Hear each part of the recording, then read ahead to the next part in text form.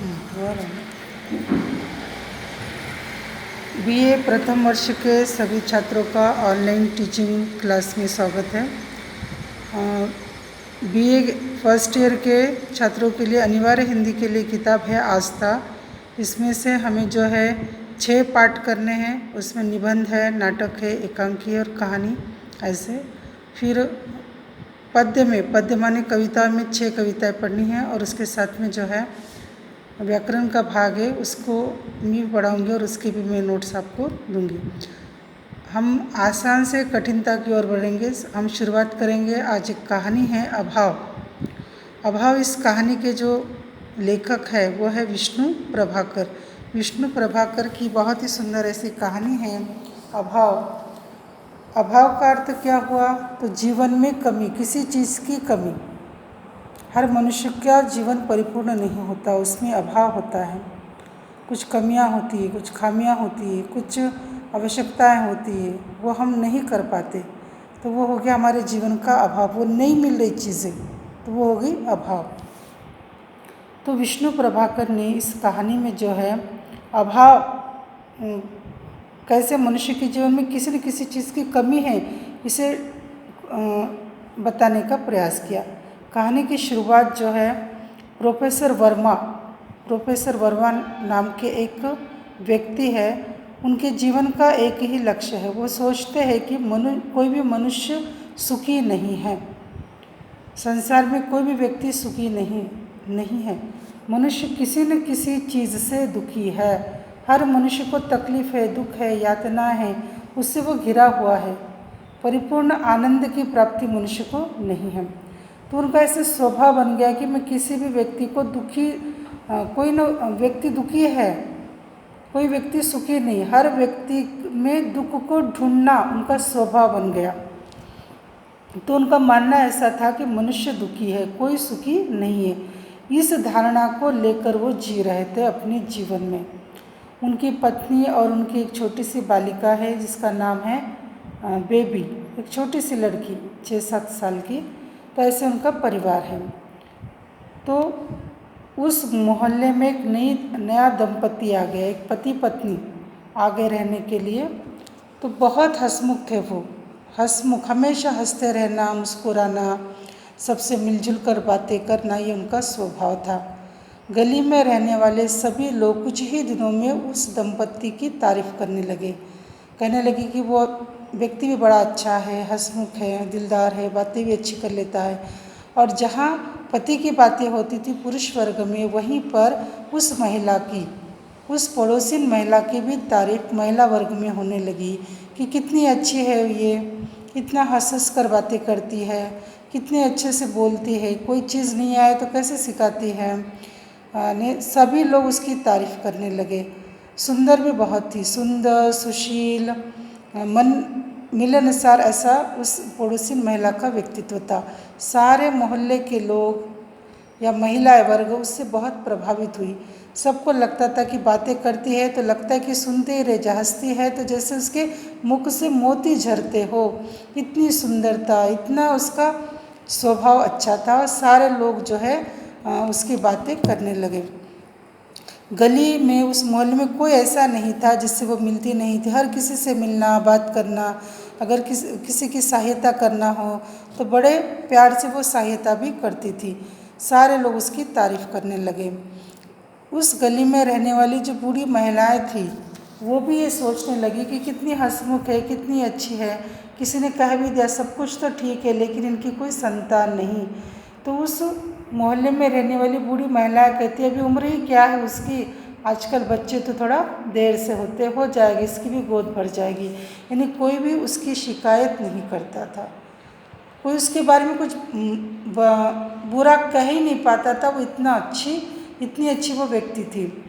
तो धीरे धीरे दिन बीतने लगे। प्रोफेसर वर्मा की जो पत्नी है वो भी इस पड़ोसी महिला से मिलने जुलने लगी और उसके व्यक्तित्व के बारे में, उसके स्वभाव के बारे में, वो जब घर पर बताती थी प्रोफेसर वर्मा को तो लगता था कि कोई इतना सुखी कैसे हो सकता है। वो भी ये सोचता कि उसके जीवन में निश्चित कुछ न कुछ दुख रहा है, दुख होगा, लेकिन ये बात वहीं पर रह जाती है। और फिर धीरे धीरे दिन बीतने लगे और एक दिन क्या हो गया, प्रोफेसर की जो छोटी सी बालिका है मुन्नी, वो जो है छत पर खेल रही थी और ना एक घटना वहाँ पे घटित हो जाती है और मुंडेर से जो है वो जो छोटी सी बालिका है बेबी नीचे गिर जाती है, मुंडेर से नीचे, छत से नीचे गिर जाती है। और ये जो बेबी की माँ है वो बहुत घबरा जाती है और उस घबराहट में उसे सूझ नहीं पाता कि वो क्या करे। लेकिन ये पड़ोसिन दौड़ कर आती है, बच्ची को अपने गोद में लेती है, उसकी देखभाल करती है। उस माथे से बहुत खून बह रहा था तो उसने वहाँ पे जो है वहाँ पे जो है फर्स्ट एड बॉक्स लाई वो अपने घर से और उसको थोड़ा सा मलहम वो लगा दी, पट्टी बांध दी वहाँ पे। और उसने कहा कि जैसे प्रोफेसर साहब आए तो तुरंत जो है बेबी को अस्पताल ले जाने की भी राय वहाँ पर वो देती है। ये सब हो गया। फिर जैसे प्रोफेसर साहब आए और बेबी की इतनी गंभीर हालत देखकर वो बहुत घबरा गए और झट से उन्होंने उस बच्ची को जो है अस्पताल लेकर गए। और अस्पताल में जो डॉक्टर थे उन्होंने कहा कि आपकी पत्नी तो बड़ी होशियार है, पट्टी बहुत ढंग से ठीक से बांधी है। तो वहाँ पे वो बोल नहीं पाते कि ये मेरी पत्नी नहीं थी और उनको भी लगने लगा कि पड़ोसी महिला सही में बहुत ही अच्छी है। और ये जो पड़ोसी महिला है हर सुबह शाम जो है बेबी को मिलने आने लगी और उसके लिए खिलौना कभी फल लाने लगी। तो प्रोफेसर साहब को ये चीज़ अच्छी नहीं कि रोज़ कुछ गिफ्ट न दे, रोज़ आना भी उनको अखरने लगा। लेकिन वो इतनी अच्छी थी कि पति पत्नी उसको मना ही नहीं कर पाए और पड़ोसिन आते गई। जैसे जैसे बेबी की जो तबीयत ठीक होने लगी, उसके जख्म भरने लगा, घाव भरने लगे, तो उसका आना भी कम हो गया। लेकिन हुआ ऐसे कि जैसे उसके माथे पर घाव था वहाँ पे एक चंद्राकार सा निशान बन गया। तो ये जो बेबी की माँ है वो बहुत परेशान हो गई कि घाव तो भर गया लेकिन बेबी के माथे पर ये निशान पड़ गया। तो कहती है ये निशान भी चला जाएगा। कहती है एक दिन वो आती है पड़ोसीन और कहती है कि इस मलहम को लगाइए, क्रीम ला कर देती है, इसको लगाओ और मालिश करो माथे पर, जिससे इसका जो निशान है वो भी मिट जाएगा। और धीरे धीरे बेबी के माथे पर का भी वो निशान भी दूर से दिखाई नहीं देने लगा। और ऐसे दिन बीतने लगे और एक दिन पड़ोसी ने कहा कि आज कल शाम जो है आप लोग मेरे घर पर आइए, दोनों भी। वो कहती क्या है? तो कहती कि मेरे पति का जन्मदिन है, आप सारे लोग घर पर आइए। तो उसने जो है सबको बुलाया अपने घर पर। उसके पति का जो है जन्मदिन था, सारे लोग बधाई देने के लिए चाय पानी नाश्ता चल रहा था।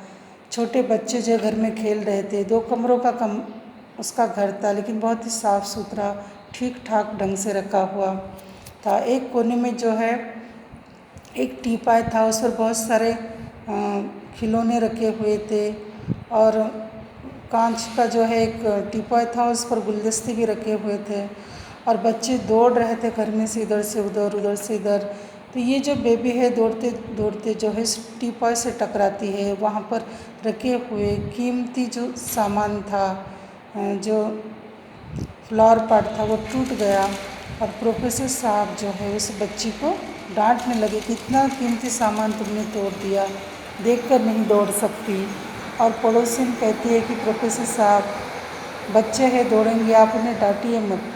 और उस बच्ची को अपने पास लेती है और कहती है कि मैं बहुत दिनों से इंतज़ार कर रही थी कि कब ये इस पर रखे हुए खिलौने कब टूट जाएंगे। आज तुमने बहुत अच्छा काम किया कि तुमने इन खिलौनों को तोड़ दिया। खिलौने हैं तो टूटेंगे ही और ये आज टूट गए। और उस बच्ची को अपने गोद में लेकर वो रोने लगी। तब उसकी आंखों से बहते हुए आंसुओं ने उनके जीवन के अभाव को प्रदर्शित कर दिया कि उनके जीवन में अपनी कोई संतान नहीं थी। तो यहाँ चलकर जो है ये कहानी समाप्त हो जाती है कि वो जो नया पड़ोसी दंपति था तो उनके जीवन का अभाव क्या था, तो उनकी अपनी कोई संतान नहीं थी। उस पड़ोसी ने उस टीपाय पर कोने पर बहुत दिनों से जो है खिलौने जमा कर रखे। कोई उन खिलौनों से खेलने वाला नहीं था, कोई खेलने वाला नहीं था तो टूटेगा कैसे। आज मुन्नी ने जो है उस बेबी ने जो है उन खिलौनों को तोड़ दिया, वो खिलौने टूट गए और उसे लगा कि मैं यही तो चाहती थी, कोई तो इन खिलौनों से खेले। और सब लोगों को तब लगा कि इनके जीवन का अभाव क्या है, तो इनकी खुद की कोई संतान नहीं है।